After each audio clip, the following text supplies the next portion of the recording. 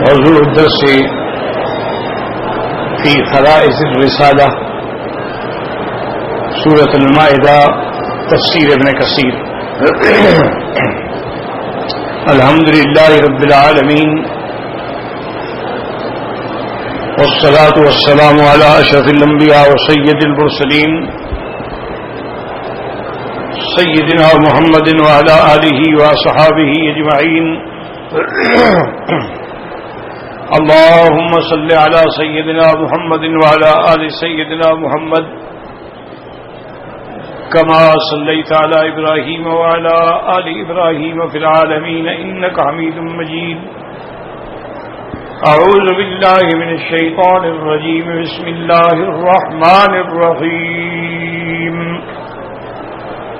يا أيها الرسول بلغ ما أنزل إليك من ربك وإن لم تفعل فما بلغت رسالته والله يعصمك من الناس إن الله لا يهدي القوم الكافرين. قال المؤلف والمفسر رحمه الله تعالى في كلامه ما دام نفعه في نفع علمه وعلمكم في الدارين آمين إلى أن قال وفي الصحيحين عنها أيضا أنها قالت لو كان محمد صلى الله عليه وسلم كاتما شيئا من القرآن لكتم هذه الآية وتخفي في نفسك ما الله مبديه وتخشى الناس واللہ احق ان تخشاہ.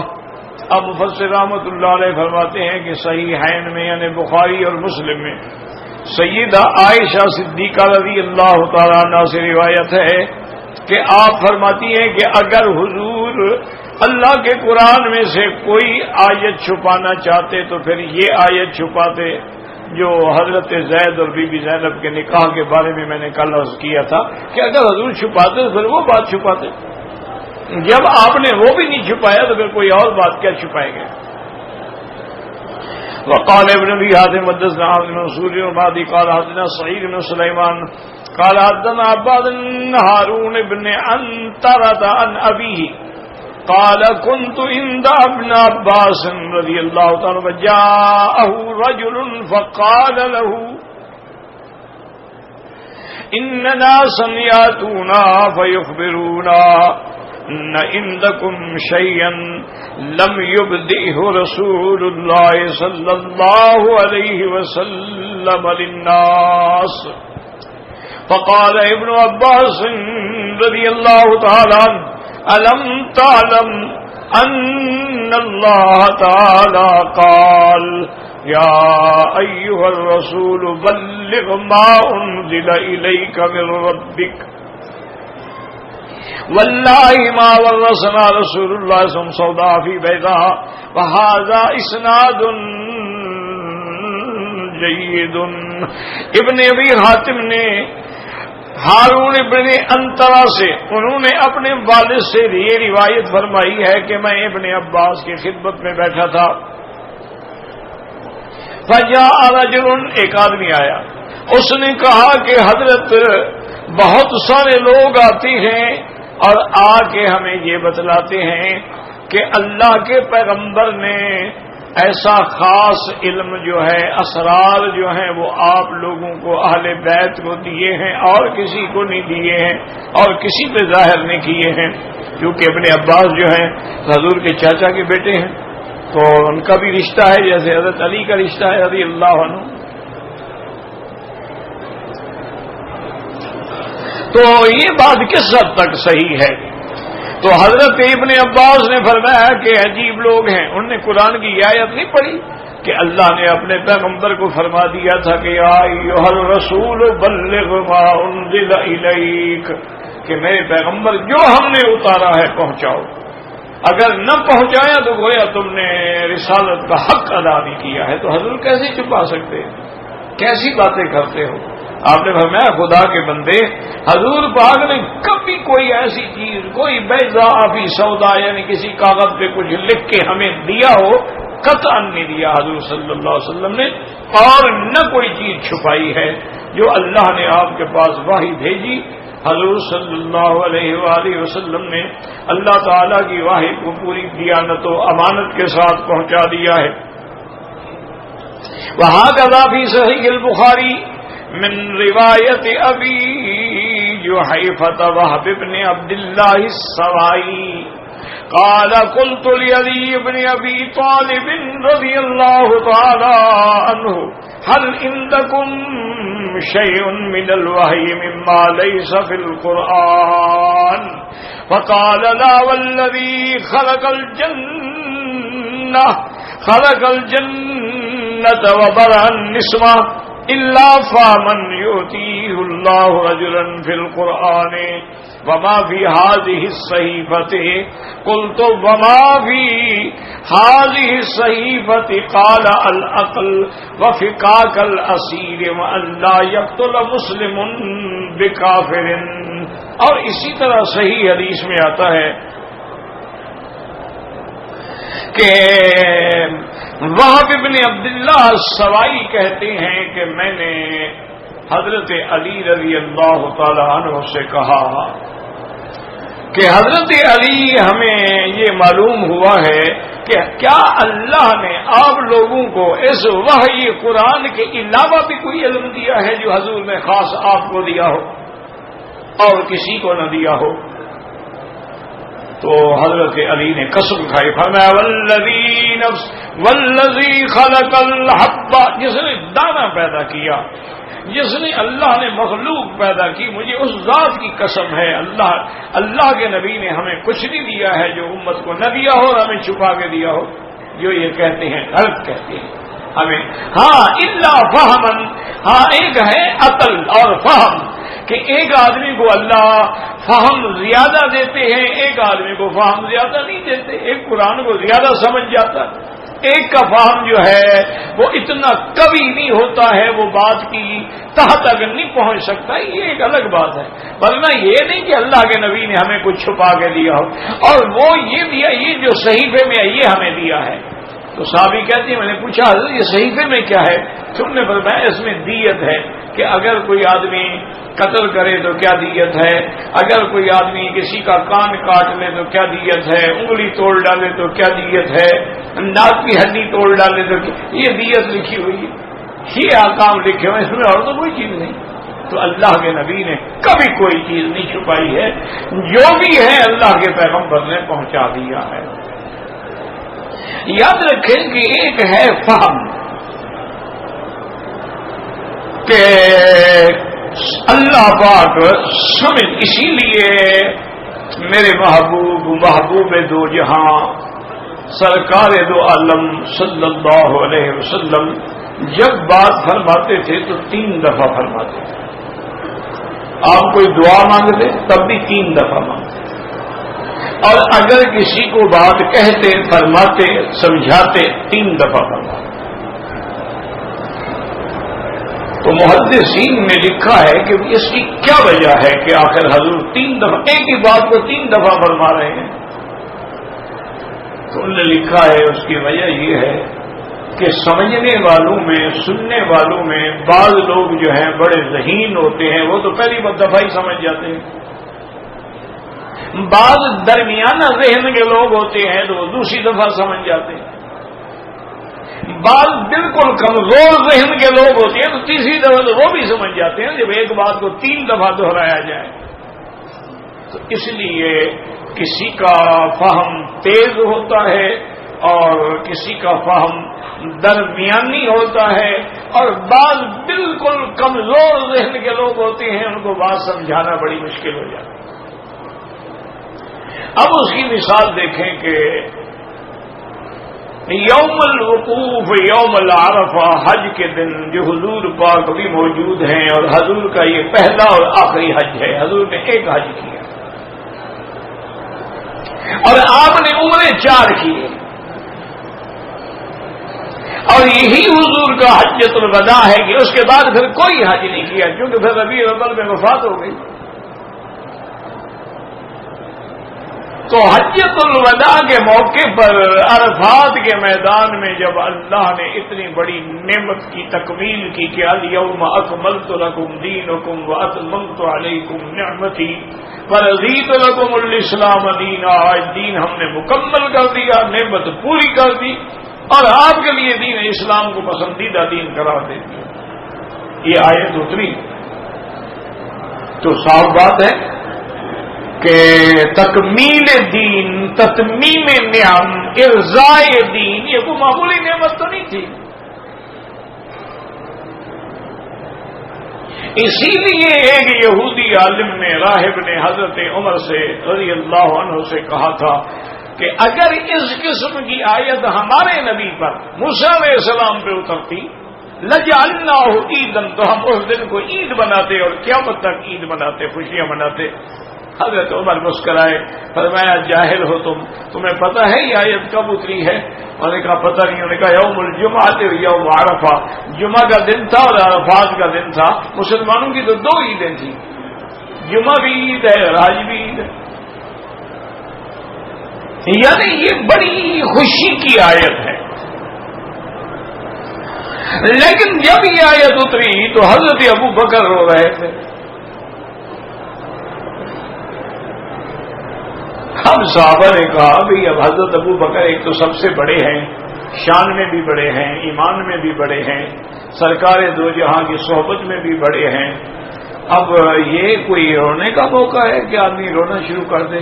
جب حضرت ابو بکر سے پوچھا گیا کہ آپ کیوں رو رہے ہیں، فرمایا اللہ کے بندے اس آیت میں اشارہ ہے کہ اب حضور جانے والے ہیں، میں تو فراق محمد مصطفیٰ میں رو رہا ہوں کہ جدائی کا وقت آ گیا۔ نے کہا حضرت اس میں کہاں لکھا ہوا ہے؟ میں کہا خدا کے بندے، اللہ نے جس کام کے لیے حضور کو بھیجا جب وہ کام مکمل ہو گیا تو اب اس کا مطلب ہے کہ جانے کا وقت آ گیا، دین مکمل ہو گیا، نعمت پوری ہو گئی۔ تو اب جو فہم یہاں حضرت ابو بکر کو ملی وہ کسی کو نہیں ملی۔ حضرت ابن عباس رضی اللہ تعالی عنہ کو حضرت امیر المومنین اور عمر رضی اللہ تعالی عنہ وہ درجہ دیتے تھے جو اصحاب بدر کا درجہ ہے، اور ابن عباس چھوٹے تھے عمر میں، آپ کی عمر مبارک تھوڑی تھی اس وقت، لیکن حضرت عمر ان کو آگے بٹھاتے۔ تو بعض صحابہ کو یہ بات ناگوار گزری تو انہوں نے کہا آپس میں کہ امیر المومنین عجیب آدمی ہے، یقدم ابناءنا، ہمارا بیٹا ہے، ہمارا بچہ ہے، ہمارے بچوں جیسا ہے، اس کو ہمارے آگے بٹھا دیتے۔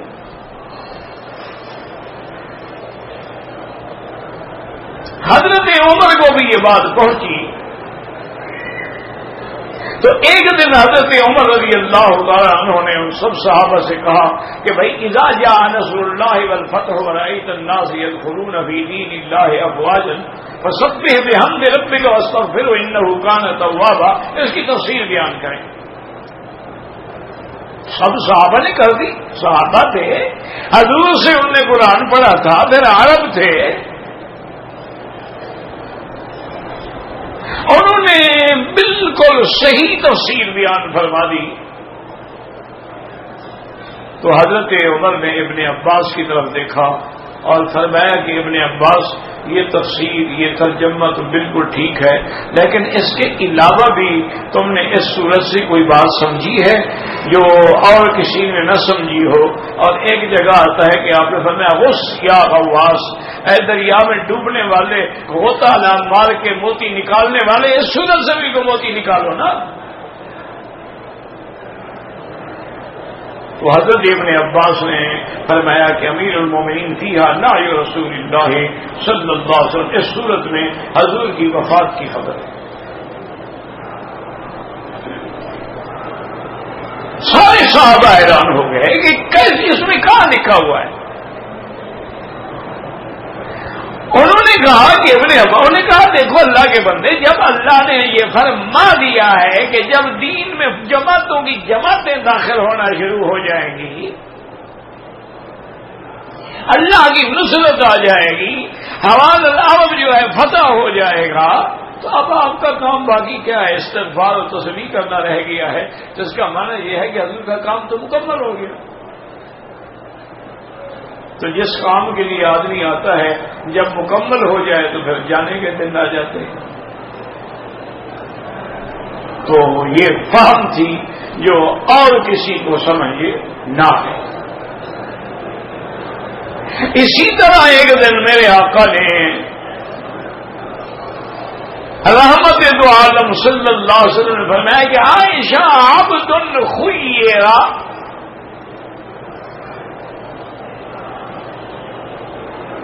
آپ نے فرمایا کہ عائشہ اللہ کا ایک ایسا بندہ ہے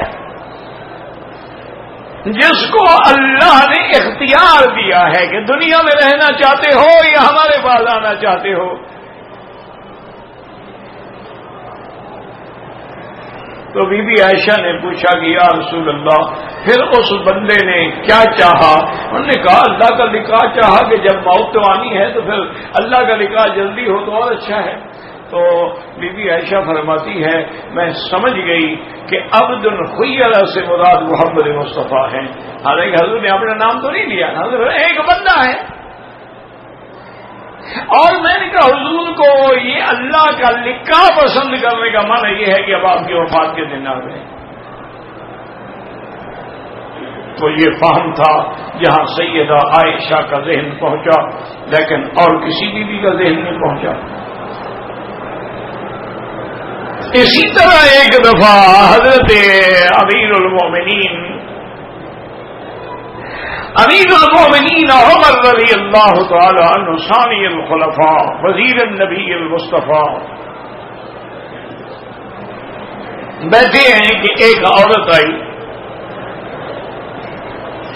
اس نے آ کے کہا کہ یا امیر المومنین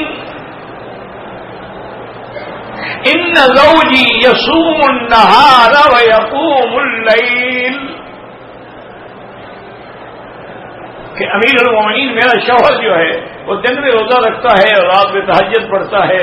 تو آپ نے فرمایا بی بی نعم الرجل، تم خوش قسمت ہو، تمہیں ایسا اچھا شوہر ملا ہے جو بڑا عابد زاہد ہے۔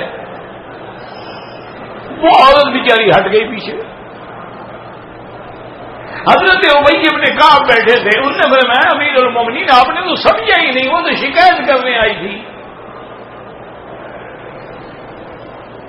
آپ نے اس کو کہہ دیا تمہارا شوہر بڑا اچھا آدمی ہے، بیچاری پیچھے چلی گئی۔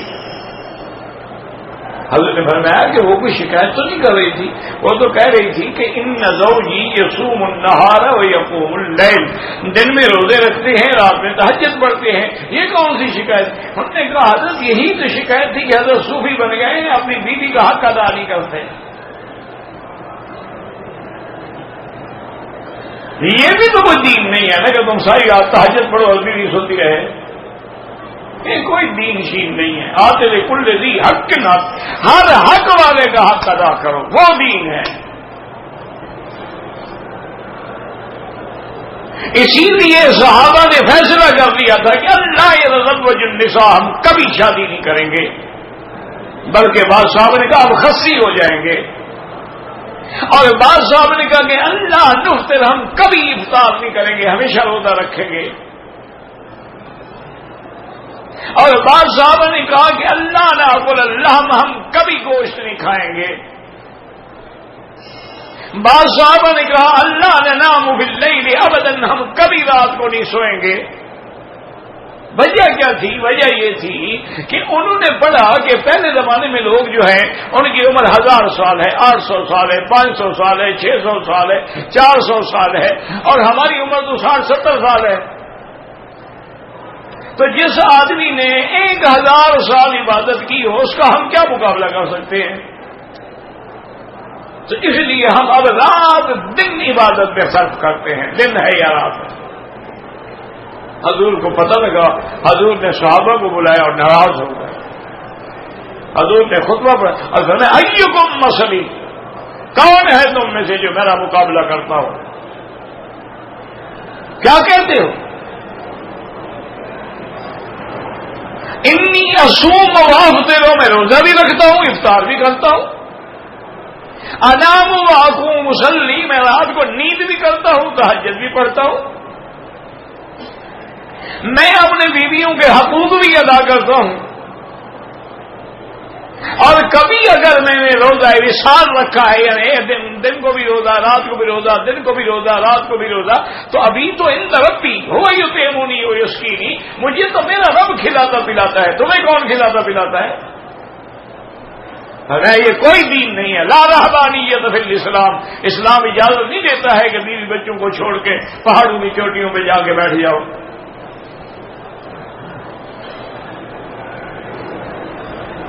تو حضرت عمر نے فرمایا کہ اچھا، اس بی بی کی شکایت اگر تم نے سمجھ لی ہے نا تو اب فیصلہ بھی تم کر۔ میں تو درخواست ہی نہیں سمجھ سکا، تو حضرت عمر نے حکم دیا بھی اس کے خاوند کو بلاؤ، اور حضرت ابی بن کعب سے میں بھیا آپ جائیں، اب فرمایا بیوی جاؤ ان کے پاس، یہ تمہارا فیصلہ کریں گے۔ شوہر آ گئے تو آپ نے پوچھا کہ ہاں بھائی میں نے سنا ہے ماشاءاللہ تم ساری رات تہجد پڑھتے ہو، نے کہا ہاں جی۔ دن میں روزے رکھتے ہو، نے کہا ہاں جی بالکل روزے رکھتا ہوں۔ آپ نے فرمایا تو بیوی کا کیا حق ہے، وہ کیا کرے؟ آخر وہ انسان نہیں ہے، اس کے اندر شہوانیت نہیں ہے، اس کے اندر جذبات نہیں ہے۔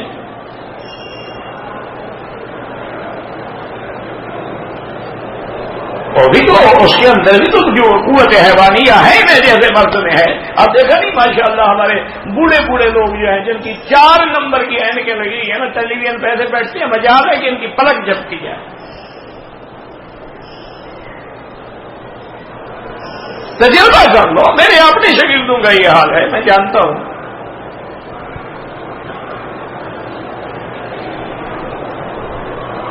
یعنی قرآن پڑھتے ہوئے تو ان کو جمائیاں شروع ہو جائیں گی، اور ادھر دیکھیں گے اور ادھر دیکھیں گے اور ادھر لیکن ٹیلی ویژن پہ بیٹھے ہوں اور عورتیں ماشاءاللہ آگے ڈانس کر رہی ہوں، مجال ہے ان کی پلک جھپک جائے۔ ان کے بس میں ہو نا تو ٹی وی کا شیشہ توڑ کے اس کو اندر سے کھینچ لیں۔ انا للہ و انا الیہ راجعون۔ تو صحابی آگے بھی تو صحابی تھا نا، اس نے کہا حضرت ٹھیک ہے چلو آدمی مہینے میں یا 2 مہینے میں کبھی بیوی کے ساتھ بھی لیٹ جاتا ہے، تو کیا اللہ کے قرآن میں کوئی پابندی لگائی ہے کہ اتنی دن کے بعد بیوی کا حق ادا کرو؟ صحابی تھے نا، آخر وہ بھی کوئی چھوٹے سے بچے تو نہیں تھے نا۔ انہوں نے کہا جی قرآن نے کوئی حکم دیا ہے؟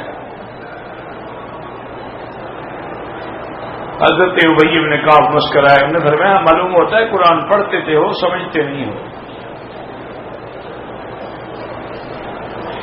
کہا حضرت کیسے؟ انہوں نے فرمایا اچھا قرآن میں یہ ہے کہ ایک آدمی 4 بیویاں رکھ سکتا ہے؟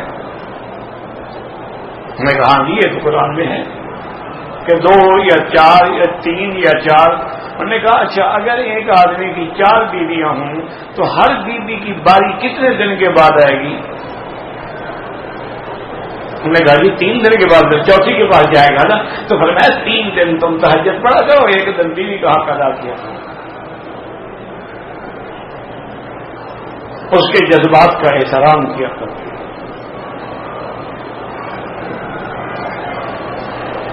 اللہ اکبر، یہ فہم ہے۔ اور اسلام میں شریعت میں شرم نہیں ہے، گناہ میں شرم ہے، بے حیائی میں شرم ہے۔ حضرت عمر اپنی بیٹی کے پاس آ گئے، بی بی حفصہ کے پاس، جو زوجۃ النبی المصطفیٰ امہات المومنین ہے، اپنی بیٹی سے پوچھ رہے ہیں کہ حفصہ اگر کسی آدمی کا شوہر غائب ہو تو ایک عورت کتنا عرصہ صبر کر سکتی ہے؟ تو بی بی حفصہ آ گئی، تو حضرت عمر کی بیٹی تھی نا، حضرت نے کہا عمر تم نے قرآن نہیں پڑھا؟ حضرت عمر حیران ہو گئے، اللہ کی بندی قرآن تو پڑھا ہے. انہوں نے کہا اگر کسی عورت کا خامد مر جائے تو عدت کتنا ہوتی ہے؟ انہوں نے کہا 4 مہینے 10 دن میں. تو بس اس سے زیادہ عورت کو جدا نہیں رہنا چاہیے، بس اتنی مدت. اگر اس سے زیادہ ہوتی تو زیادہ لمبی مدت رکھ دیتے. پہلے بھی تو 1 سال تھی نا عدت، اس کو گھٹا کے 4 مہینے. یہ تو ایک اور وجہ بھی ہے کہ بھی 4 مہینے میں اگر پیٹ میں بچہ ہو تو روح پڑ جاتی ہے، ظاہر ہو جاتا ہے، واضح ہو جاتا ہے کہ حمل ہے یا نہیں ہے. لیکن آج کل تو اس کی کوئی ضرورت نہیں ہے نا. آج تو جناب 15 دن کا بھی حمل ہو تو جا کے ٹیسٹ کرا لیں، نتیجہ نکل آئے گا. آج کل کیا مشکل ہے؟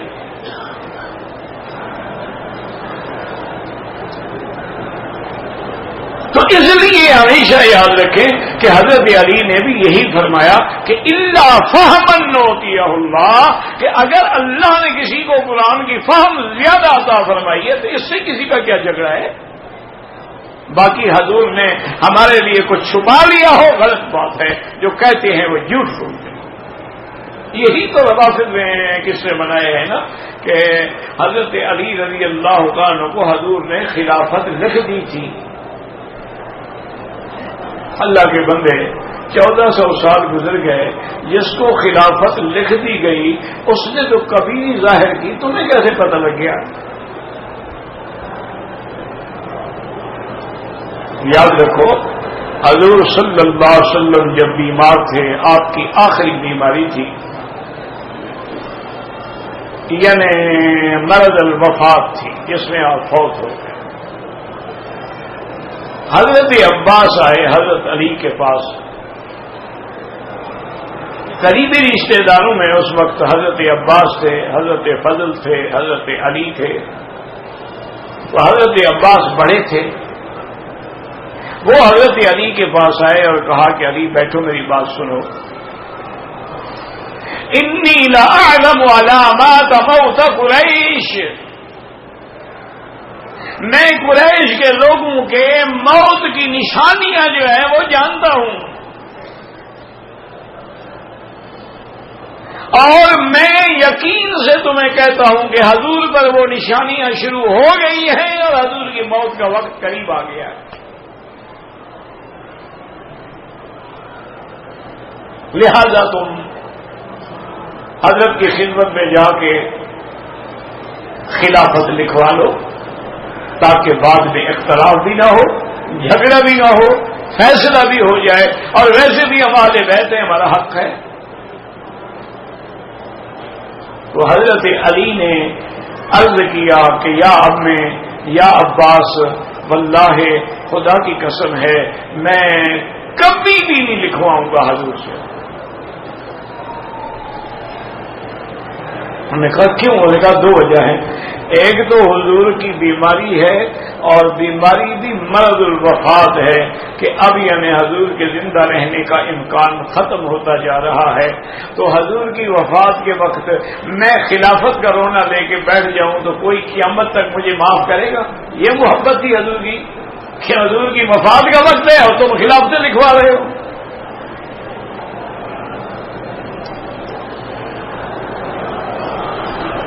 یعنی اس وقت ایسی بات کرنا جو ہے یعنی کون گوارا کرے گا؟ اسی لیے سیدہ صدیقہ بنت صدیق رضی اللہ تعالی عنہا المبرأۃ من السماء فرماتی ہیں کہ حضور کی بیماری میں بی بی فاطمہ الزہرا آئیں. بی بی عائشہ بے انتہا محبت کرتی تھی سیدہ سے.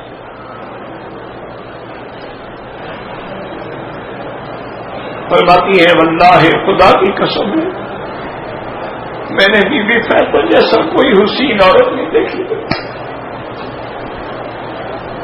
کہتی واللہ فی مشیہا و قیامہا و قعودہا و کلامہا، بی بی فاطمہ کا اٹھنا بیٹھنا بولنا ہنسنا تصویر تھی محمد رسول اللہ.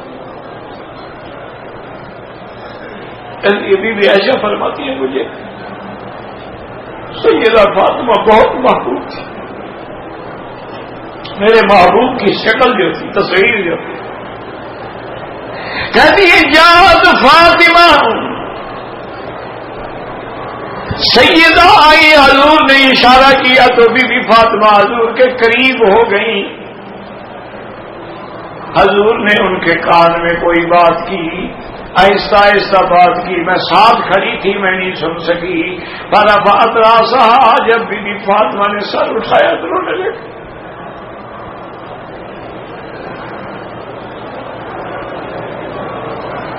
کہتے ثم اشار رسول اللہ، مسلمانوں بیٹیوں پہ ظلم نہ کیا کرو. بیٹی کا یہ مقام ہے. حضور ابو بکر کے لیے کھڑے نہیں ہوتے تھے، بی بی فاطمہ آئے تو حضور کھڑے ہو جاتے.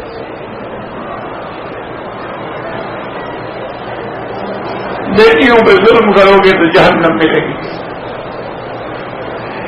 بیٹیوں کا ورثہ نہ کھایا کرو، بیٹیوں کا میراث نہ ہضم کیا کرو.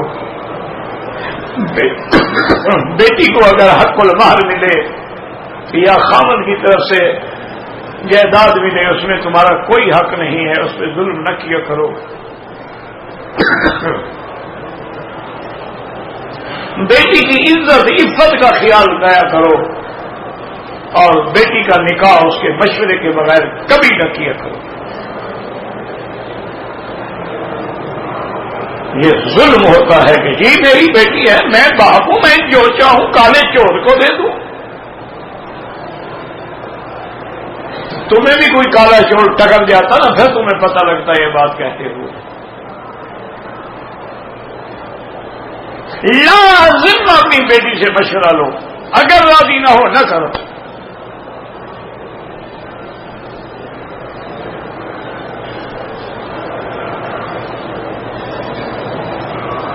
تو اب سیدہ فاطمہ الزہرا کو حضور نے دوبارہ اشارہ کیا.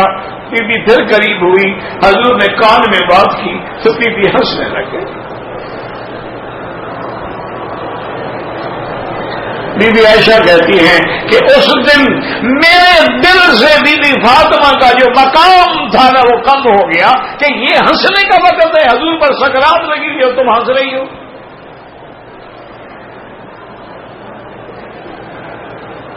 تو کہتی ہے کہ بعد میں نے پوچھا تھا حضور پاک کی وفات کے بعد کہ سیدہ یہ تم نے کیا کیا؟ انہوں نے کہا کہ روئی پھر ہنسی. انہوں نے کہا پہلی دفعہ حضور نے مجھے کان میں بتلا دیا تھا کہ فاطمہ صبر کرنا، میرا بھی جدائی کا وقت آ گیا.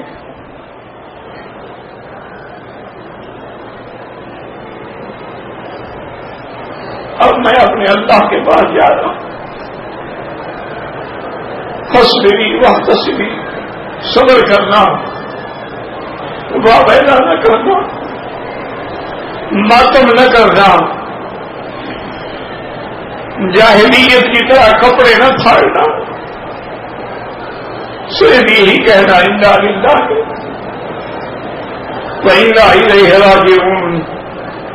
اللہم اجرنی فی مصیبتی ھذا واخلف لی علی کل غائبۃ لی منک بخیر. کہتی ہیں میں اس لیے رونے لگ گئی کہ اب حضور کی جدائی کا وقت آ گیا ہے. کہتی ہے پھر اشارہ کیا حضور نے، تو جب میں قریب ہوئی تو حضور نے مجھے کان میں کہا فاطمہ کیوں رو رہی ہو؟ سب سے پہلے میرے خاندان میں تم مجھ سے آگے ملو گی. کہتی میں خوش ہو گئی الحمدللہ، بھی حضور سے ملنے کا وقت تو پھر قریب آ گیا نا. تو اب یہ فہم ہے جو اور کسی کو نہیں ملی تھی. اور یاد رکھیں کہ حضور پہ غم کے کلمات تو صحابہ نے بھی کہے ہیں، اہل بیت نے بھی کہے ہیں، اور اس وقت کے دنیا کے بڑے بڑے علماء سب نے کہے ہیں. لیکن جو سیدہ فاطمہ نے کہا نا لفظ، وہ کسی کے دماغ میں بھی نہیں آیا. فاطمہ نے حضور کی وفات کے بعد فوراً کہا کہ یا ابتا الیوم انقطع الوحی، ابا جان آج آپ کے جانے سے وحی بھی تو ختم ہو گئی نا، اب پھر جبریل تو نہیں آئے گا. تو یہ فہم اللہ نے بی بی فاطمہ کو دی تھی اور کسی کو. تو اس لیے حضرت علی رضی اللہ تعالی نے فرمایا کہ عباس لا اذهب الى رسول اللہ، خدا کی قسم میں حضور کے پاس جا کے کبھی یہ نہیں کہوں گا کہ خلافت لکھ دیں. حضور کی وفات کا وقت ہے، ساری زندگی قیامت تک مسلمان تانا دیں گے کہ حضور کی وفات کا وقت تھا، سکرات کا وقت تھا، حضور دعائیں مانگ رہے تھے، اللہم اعنی فی سکرات الموت، اللہ میری مدد فرما موت کی سکرات میں. اور حضور فرما رہے تھے عائشہ الیوم ھذا اوان انقطع ابہری من سم الذی اکلت بخیبر، وہ جو ظالم عورت نے مجھے خیبر میں زہر دیا تھا، آج اس زہر کا اثر ہوا ہے، میری آنکھیں کٹ رہی ہیں. یعنی اللہ نے حضور کو ساری زندگی معبود رکھا، لیکن موت سے پہلے زہر کا اثر ظاہر ہو گیا، حضور کی آنکھیں کٹ گئی اندر. وجہ کیا تھی؟ اللہ چاہتے تھے کہ میں اپنے نبی کو مقام شہادت بھی عطا فرما دوں تاکہ حضور کی حیات میں قیامت تک جھگڑا نہ رہے.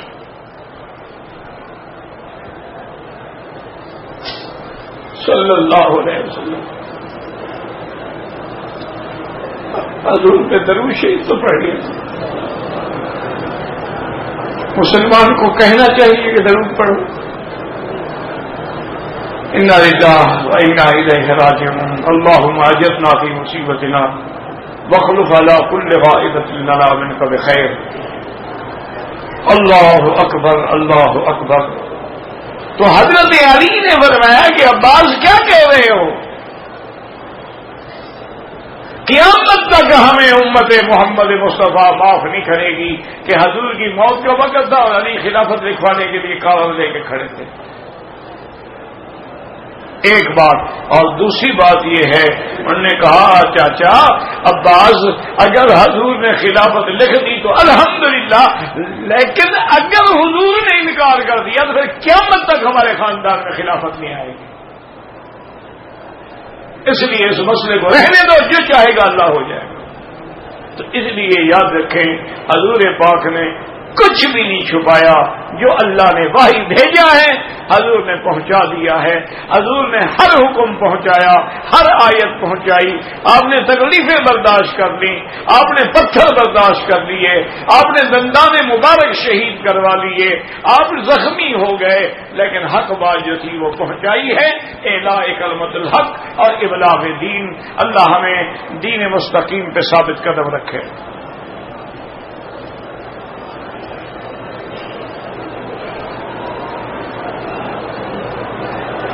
کہتے ہیں جی کہ کچھ اہل حدیث حضرات بریلوی مولوی کی امامت میں نماز ادا نہیں کرتے کہ ہم 27 نمازوں کا ثواب کیا حاصل کریں.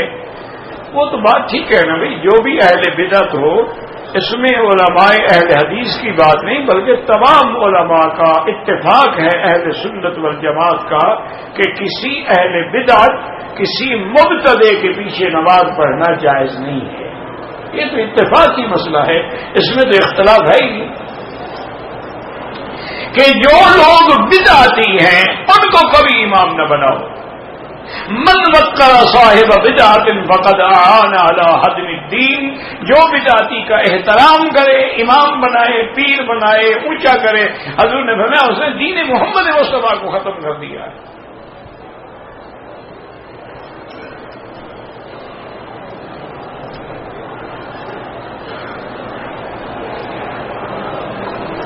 میری ایک چچا زاد بہن ہے، اس کی شادی ایک پاکستانی امریکن سے ہوئی ہے. 7-8 سال ہو گئے، خامد اپنے پاس نہیں بلاتا، خرچہ بھی نہیں دیتا. تو اس بیٹی کو حق حاصل ہے کہ وہ کورٹ میں خلو کا دعویٰ کر کے اپنا نکاح ختم کرا لے.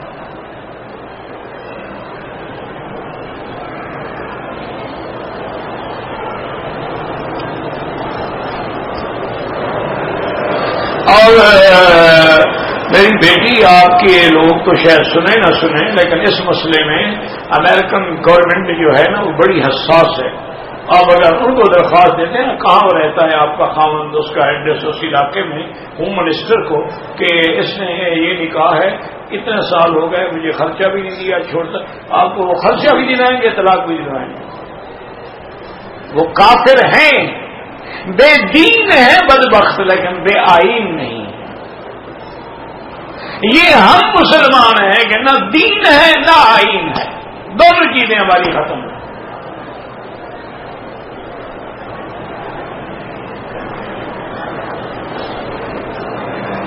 مسجد میں کوئی اپنے ساتھی کے لیے جگہ بنا کے رکھے ناجائز ہے.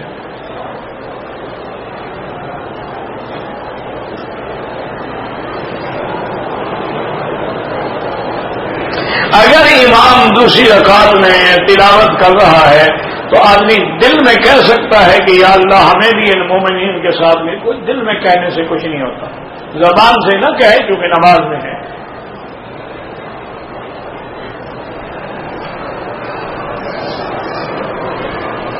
میں جو طواف کرتا ہوں نیت میں کسی دوسرے کی کرتا ہوں کوئی بات نہیں, آپ کو بھی پورا ثواب ملتا ہے. لیکن ان کی نیت کریں جو فوت ہو گئے یا معذور ہیں, جو دن تندرست ہیں ان کی نہیں ہو تو ان کے لیے دعا کریں اللہ نصیب کرے.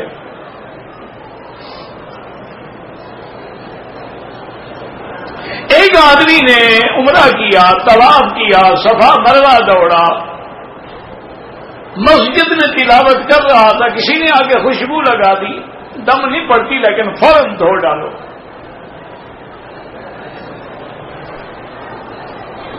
حضرت علی کعبہ میں پیدا ہوئے کہتے ہیں, بعض روایات میں ہے, لیکن مراد یہ ہے کہ مکے میں پیدا ہوئے. جیسے کعبہ اس کعبے کا نام ہے, پورے مکے کا نام بھی کعبہ ہے. ہدین بالغ الکعبہ, اللہ فرماتے ہیں قربانی کا جانور کعبے میں ذبح کرو, تم تو مینا میں ذبح کرتے ہو. تو سارے مکے کا نام مسجد الحرام بھی ہے اور کعبہ بھی ہے.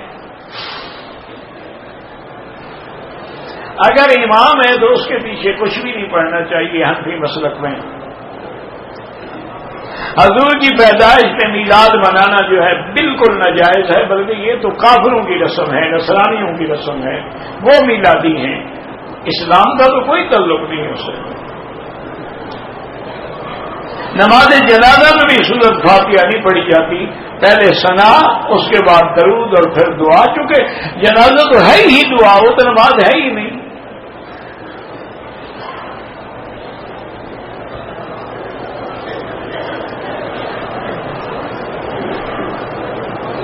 میں مدینے سے عمرہ کر کے آیا, حلق نہیں کرایا تو کچھ کیا یا نہیں کیا؟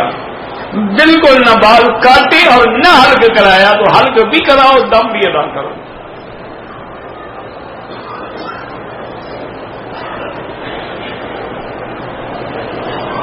میں نے نماز فجر کے لیے آ رہا تھا, نماز کھڑی ہو گئی, میں نے بھی سڑک پہ نیت باندھ لی اور وہیں سجدہ کیا. اکیلے کھڑے رہے یا صف بھی تھی, اکیلے کھڑے رہے تو ائمہ فرماتے ہیں نماز نہیں ہوتی.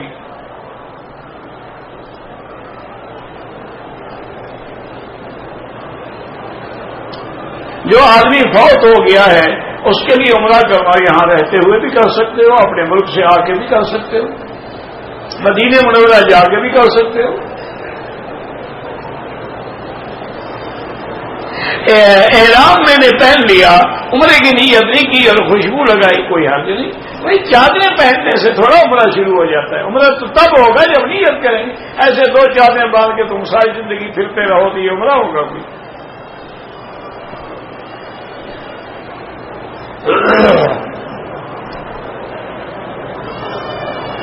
مجھے میرے خاوند نے گھر سے نکال دیا ہے, میرے چھوٹے چھوٹے بچے ہیں, اللہ اس کو ہدایت دے, اللہ اس کو حیا دے.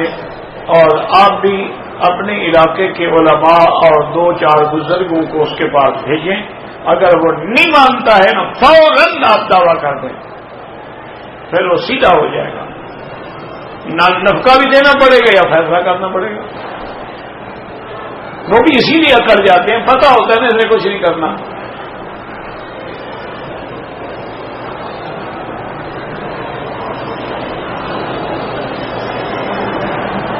دوسری شادی کی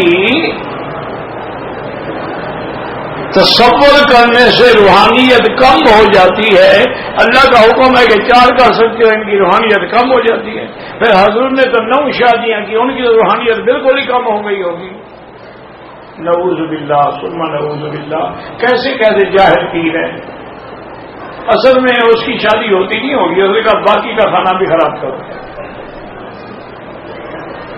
انا للہ و انا الیہ راجعون. حضور کی سنت ہے، اور اللہ توفیق دے عدل کر سکو، انصاف کر سکو، حقوق ادا کر سکو، 2 شادیاں کرو، 3 کرو، 4 کرو۔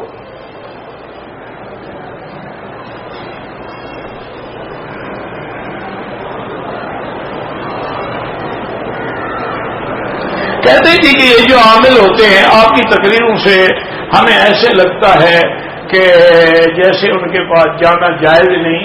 صحابہ یہودیوں سے دم کرواتے تھے، نام تو لکھو یہودی کا بھی اور صحابی کا بھی۔ اللہ کے کعبے میں بیٹھ کے اتنا بڑا جھوٹ بولتے ہو، اتنا بڑا جھوٹ صحابہ پہ بول رہے ہو، صحابہ خود دم نہیں کر سکتے تھے۔ خدا کا خوف کرو۔ میرا مقصد یہ ہے کہ یہ جو جھوٹے عامل ہیں، فاسق ہیں، فاجر ہیں، لوگوں کی عزتوں سے کھیلتے ہیں، ان جھوٹے لوگوں سے بچا کرو۔ اسی لیے حضور نے فرمایا من تسحر فقد کفر، جو جادو کرتا ہے یا کراتا ہے وہ کافر ہو جاتا ہے۔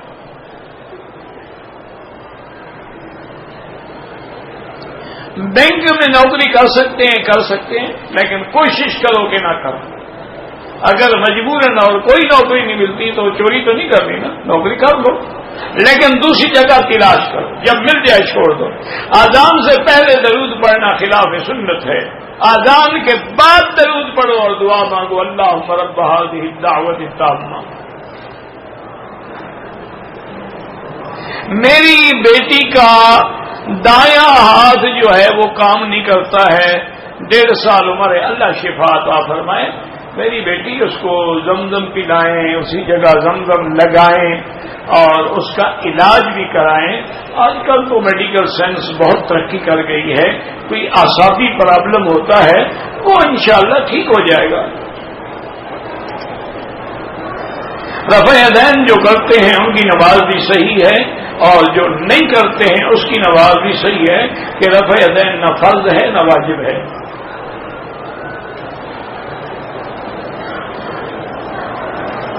حضور پاک کا پسندیدہ لباس مبارک جو ہے وہ نیچے آپ چادر پہنتے تھے، اوپر قمیص پہنتے تھے لمبا، جو یعنی چھوٹی پنڈلی تک آتا ہے اور اس کے بٹن بھی ہوتے تھے، اور بازو جو ہے وہ کھلا ہوتا تھا، اور سر پہ ٹوپی مبارک اور پگڑی باندھتے تھے۔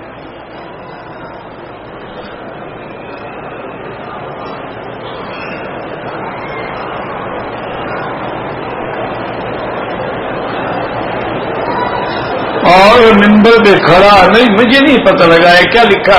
میرا مقصد پاکستان سے روانگی وقت حالت احرام میں تھا، ایجنٹ کے تنگ کرنے سے میں نے عمرہ پتہ نہیں کیا لکھا، آگے پڑھا ہی نہیں جاتا۔ مجھے کینسر کی بیماری ہے، اس کے لیے میں نے حضرت کئی دفعہ بتلایا ہے کہ سورۃ والنجم کی آخری آیت ہے لیس لہا من دون اللہ کاشفہ، 1001 دفعہ پڑھ کے پانی پہ دم کریں، وہ پانی 3 دن میں ختم کریں، پھر پڑھیں، اللہ رحمت کریں گے۔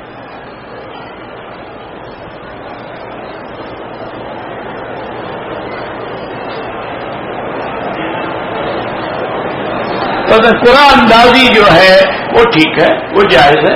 جیسے آدمی کی 2 بیویاں ہیں، قرآن ڈالتا ہے کہ عمرے پہ کس کو ساتھ لے جاؤں، حضور بھی قرآن ڈالتے تھے سفر میں بیویوں کے لیے، تو قرآن میں بھی ہے۔ بی بی مریم کی کفالت کے لیے قرآن ڈالا گیا کہ ایہم یکفل مریم، کے کون کفالت کرے گا، قرآن تو جائز ہے۔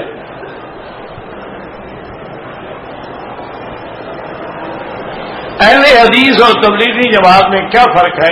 کوئی فرق نہیں، الحمدللہ سب اہل سنت والجماعت ہیں۔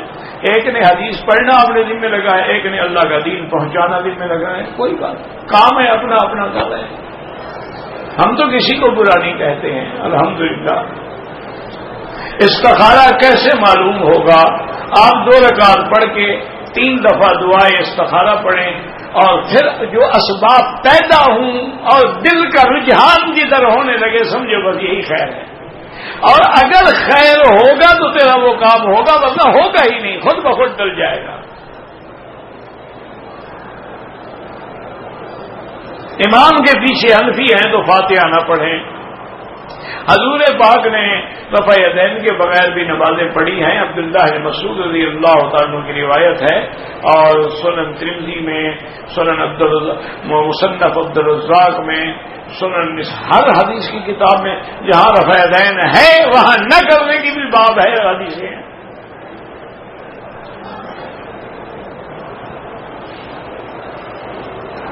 پاکستان سے جانے والے 4 آدمی ہیں, حج کیا. ایک آدمی نے احرام مسجد عائشہ سے باندھا, دم پڑ گئی, اس کو اپنے میقات سے احرام باندھ کے آنا چاہیے تھا.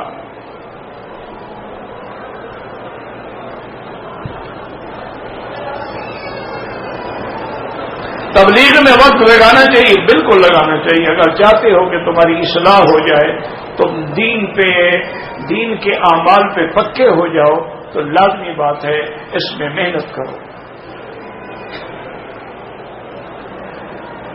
ہوا اور پانی سے میرا وضو ٹوٹ جاتا ہے, حل یہ ہے کہ ہر نماز کے لیے نیا وضو کرو.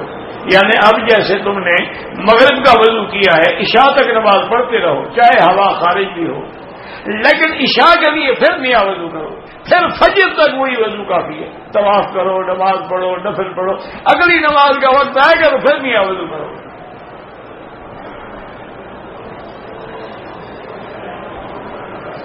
ہم حنفی ہیں تو حنفی کو رفع یدین نہیں کرنی چاہیے, تو نہیں کہ جہاں گیا وہیں کا بن گیا, یہ تو مسئلہ نہ ہوا نا,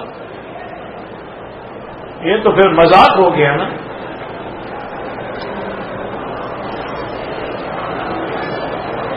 سرکار دو عالم محبت میں اردو معنی کے لحاظ سے کہہ سکتے ہیں,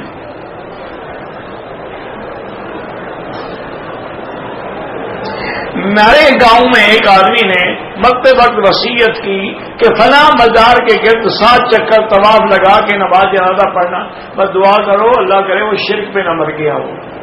علامت یہی ہے نعوذ باللہ کہ وہ توحید چھوڑ گیا. غیر اللہ کی قبر کا طواف تو شرک ہے.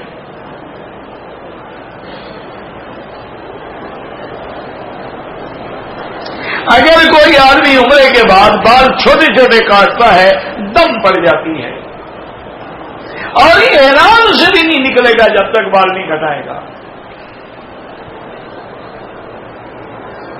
وضو میں مسا بھول گیا تو وضو ہی نہیں ہوا.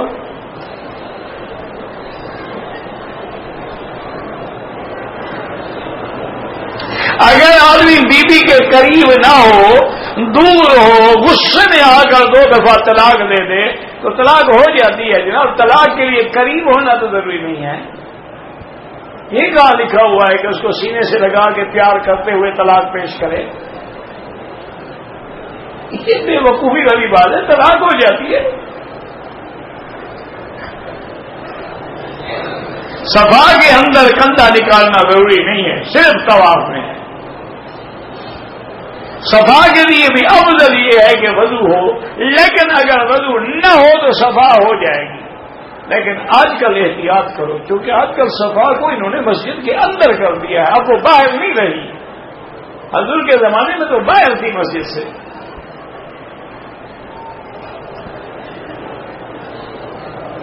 حجر اسود کو بوسہ نہ دے سکے, اشارہ کر دے بس.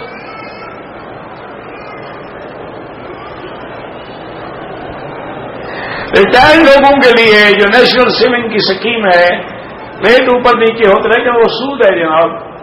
آپ کا جو اصل پیسہ ہے وہ لے سکتے ہیں, جو اوپر نیچے ہوتا رہتا ہے نا وہ سود ہے, وہ لے کے غریبوں کو دے دے. تم کوئی تجارت کر رہے ہو کہ اوپر نیچے ہوتا رہتا ہے؟ تمہارا ایک پیسہ تو سیونگ میں پڑا ہوا ہے.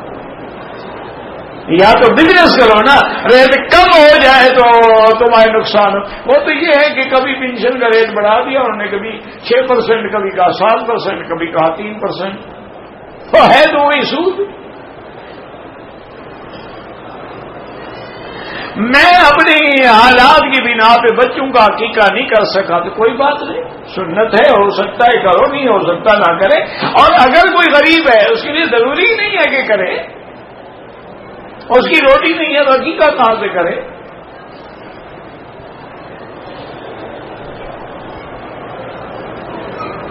حاجی عبد الوہاب صاحب وفات پا چکے ہیں. انا للہ و انا الیہ راجعون. اللہم اغفر ہو وارحمه وتجاوز عنه وادخله في الفردوس الاعلى اللهم اغفر لجميع المسلمين والمسلمات والمؤمنين والمؤمنات الاحياء منهم والاموات. یہ اپنا بھائی وضاحت کریں نا کون حاجی عبد الوہاب. ایک تو بھائی عبد الوہاب تبلیغی جماعت کے بڑے ہیں, ان کی وفات تو نہیں ہوئی.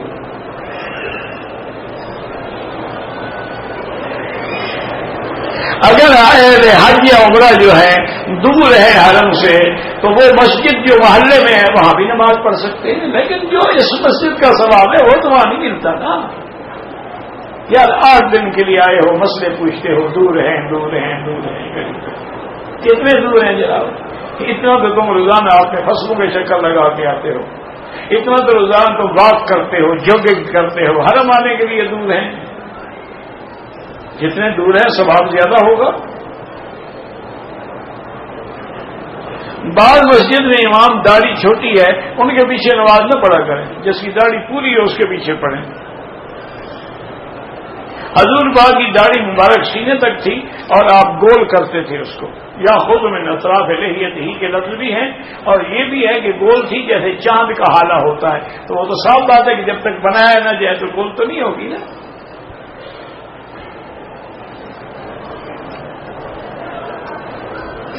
جو پاکستانی حضرات عمرہ کر چکے ہیں اب دوبارہ عمرہ کرنا چاہیں مسجد عائشہ سے کریں, جیرانہ سے کریں, عرفات سے کریں, جہاں سے مرضی آئے کریں.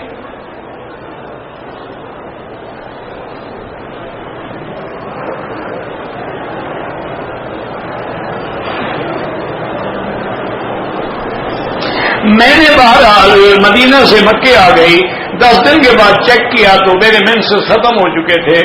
تو 10 دن کے بعد بھی اگر کوئی بلیڈنگ آئے تو وہ بیماری ہے, حیض نہیں ہوتا. کوئی حرج نہیں, آپ نے عمرہ ٹھیک کیا.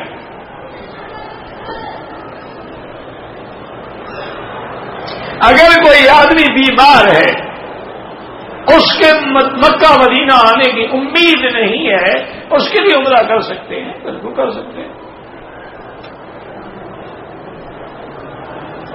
کسی کی پریشانی سجدے کا نشان ہے, یہ کوئی علامت نہیں ہے. آپ دھوپ میں 3-4 دن یہاں پتھر پہ ماتھا رگڑتے رہیں, انشاءاللہ بڑا خوبصورت داغ بن جائے گا. یہ کوئی علامت نہیں. وہ جو علامت ہے نا سیماہم فی وجوہہم من اثر السجود, کہ صحابہ کے چہرے پر کثرت نماز سے علامات, وہ نور ہوتا تھا, چہرہ منور ہو جاتا تھا. یہ تھوڑا ہے کہ داغ پڑ جائے. داغ تو 1 منٹ میں پڑ سکتا ہے. کوئی جلتا ہوا لوہا رکھ لو 5 منٹ کے لیے. میری بیوی نافرمان ہے, کوئی وظیفہ بتائیں کہ وہ ٹھیک ہو جائے, اس کو 500 ریال مہینہ خرچہ دیا کرو, وظیفے کی ضرورت ہی نہیں ہے. تجربہ کرو, اگر ٹھیک نہ ہو پھر آنا, میں وظیفہ بھی دوں گا. آج آپ اس کو 500 ریال پکڑائیں گے, یہ تمہارے ہیں, جا کے شاپنگ کرو, جو چیز لینی ہے لے لو, اور ہر مہینے آج کے بعد میں 500 دیا کروں گا. مجال ہے جھگڑا کریں. تم جو کچھ نہ دو, سوکھے پہ گزارا کرو, وہ لڑے بھی نہ. اتنا بھی حق نہیں اس بیچاری کو.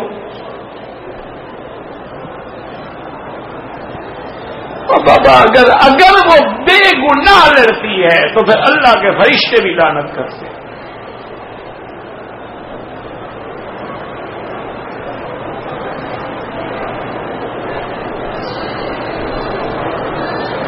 ہماری بیٹی کا رشتہ طے ہو چکا ہے, لڑکے والے رشتہ بھی لیتے ہیں. جب ان کو شادی کا کہا جاتا ہے کہتے ہیں کہ ابھی لڑکا ہمارا پڑھ رہا ہے تو ایسی جگہ رشتہ کیوں کرتے ہو, تمہاری لڑکی بیٹھی رہے ہیں, وہ 5 سال پڑھتا رہے, 10 سال پڑھتا رہے. سورۃ الرحمان 3 دفعہ روز پڑھ کے وہ لڑکی دعا مانگے, انشاءاللہ اللہ اس سے بھی اچھا رشتہ عطا کر دیں. یہ کیا ہے, لڑکا پڑھ رہا ہے. کیا دریا پر جانا, دربار پر جانا 11ویں شریف تو بدعت ہے. قبروں پہ جانا منع نہیں ہے, لیکن نہ سجدہ کریں نہ قبر والوں سے دعا مانگیں. میلاد النبی منانا بدعت ہے, اور کل بدعت ضلالہ. ہر رکعت میں جو فاتحہ پڑھتے ہیں اللہ ان کی نماز بھی قبول کرے. حنفی مسلک میں امام کے پیچھے نہیں پڑھنا، کیونکہ صحیح حدیث ہے اذا قرأ فانصتوا، جب امام پڑھے تم چپ رہو. اور صحیح حدیث ہے حضور نے فرمایا من کان لہ امام فقراءۃ الامام لہ قراءۃ، جس کا امام ہو امام کی قراءت جو ہے وہ مقتدی کی قراءت ہے. اگر ہم حرم میں قضا نماز انشاءاللہ اس پر بھی لاکھ کا ثواب ملے گا، کیوں نہیں ملے گا؟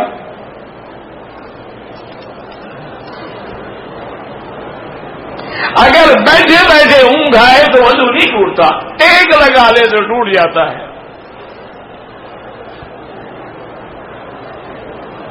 مسجد نبوی میں 1000، مسجد الحرام میں 1 لاکھ، تبلیغ میں بالکل زیادہ ملتا ہے. دین سیکھو گے تو نماز پڑھو گے، دین سیکھنا فرض ہے.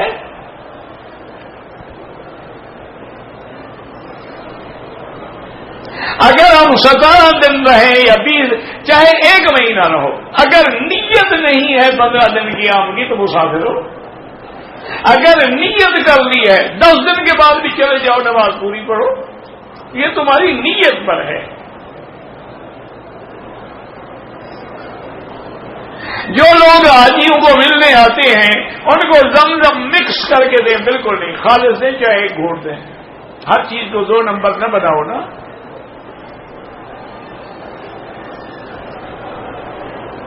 جو پانی زمزم مگ میں چھپا کر لے جاتے ہیں بالکل ناجائز ہے.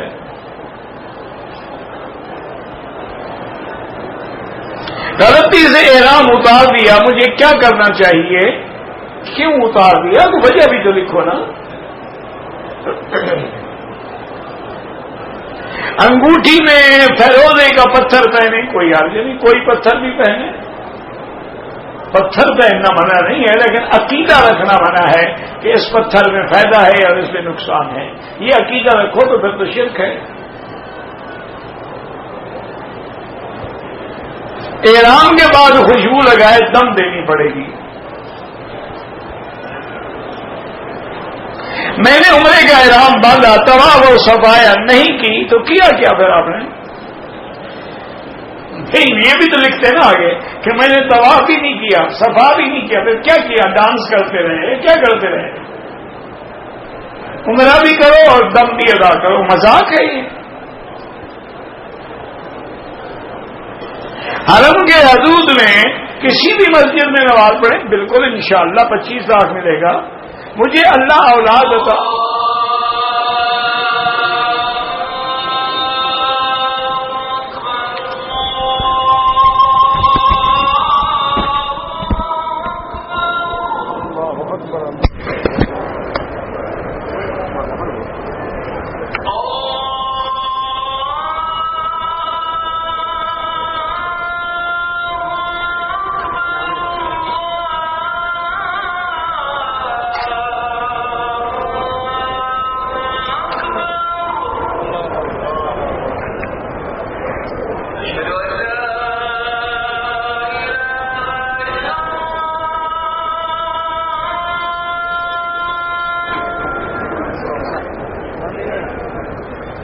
نام لکھوانا.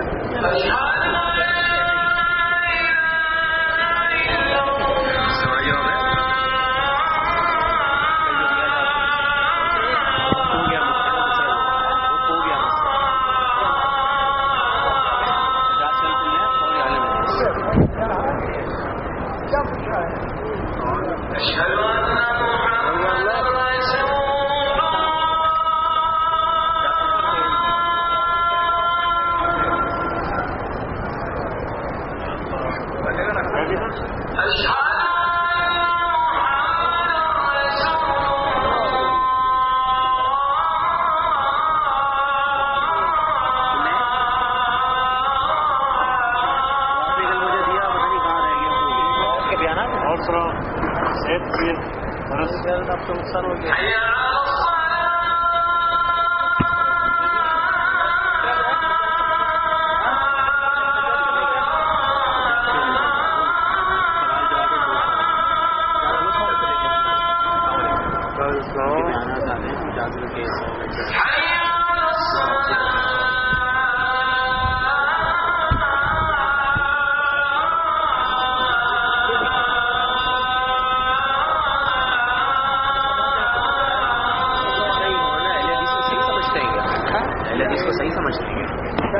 یہ ایسی ٹاپک